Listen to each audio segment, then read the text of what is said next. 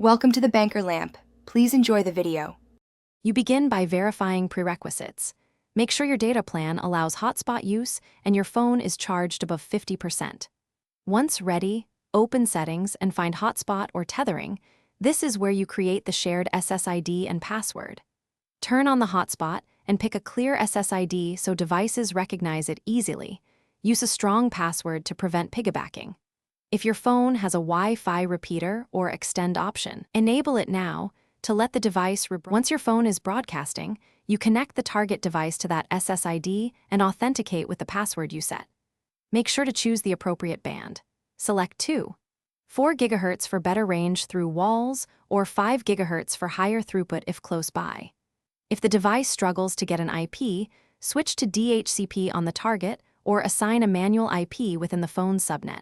Otherwise, leave DNS automatic. Make sure power saving modes are off so the hotspot stays active during use. To finish, monitor battery and data while the phone is acting as an extender. Plug in to avoid shutdown and set hotspot timeout to never if you expect long sessions. Once done, verify devices can reach the internet and run a quick speed test so you know if performance meets needs. If connections drop, restart both phone and client to clear caches, and if the signal remains weak, move the phone higher, closer to the original router, or switch to USB, tethering for a steadier link. Thanks for watching. If this was helpful, leave a like and consider subscribing. See you next time.